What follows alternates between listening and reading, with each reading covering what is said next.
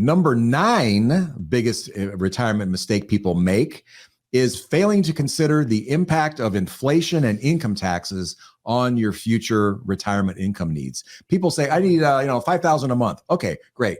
But is that before tax or after tax? Because it makes a big difference. If your tax rate is 25%, you might, if you want to have $4,000, you might need to have $5,000 a month coming in, right? Yep. So gross. And then also inflation, the cost of living goes up.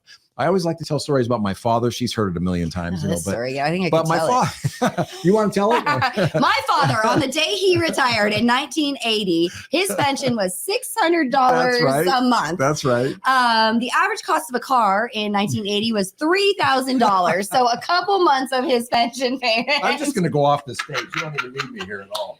But now fast forward all these years, he is still getting only $600 a month. Well, upon his passing, he died. Yeah, but finish the story. He's getting $600 a month, but the latest car he bought was not $3,000; it was $20,000. And as we all know now, they're $4,000 for a car, right? So you have to plan for that cost of living going up. And so, for example, if inflation averages 3.5%, which has been averaging for the last most of the century, to buy the same things that cost $5,000 today, in 20 years you need to have $10,000 a month, and in 30 years you'd have to have $14,000 a month. So you can see that you can't just go by 5, the original number, because inflation is going to eat your lunch. I think finally, I may be even a little grateful. Right? The first 18 years of my career, people say inflation. Right. Whatever. Inflation, inflation, Now everybody finally get like, it. oh, right. Yeah, 8 right, to 12 right. bucks. We get people's attention when we say it now. So the best way you can prepare for future inflation is to make sure you have income sources, that will keep up with it. So some sources of inflation adjusted or inflation proof income would be a government pension. Usually, like if you work for a fire department or a sheriff's office or something, or you're a teacher. You get COLAs in your pension benefits from the government.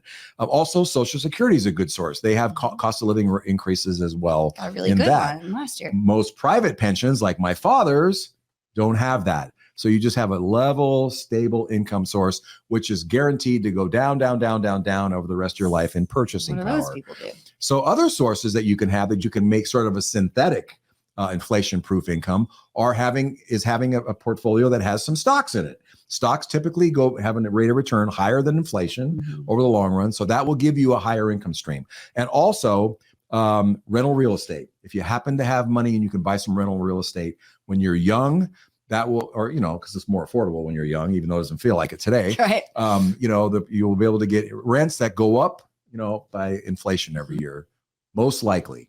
It's a good bet.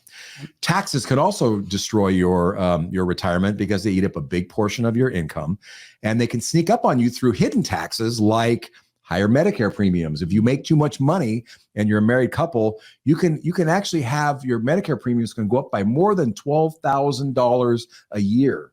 Yeah. That's a hidden tax for higher income earners. And that's above and beyond the state and federal income taxes that you might have to pay.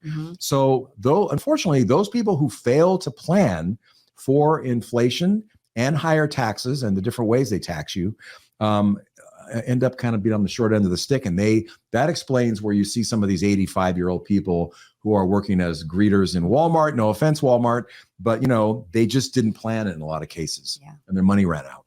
So you should avoid that at all costs.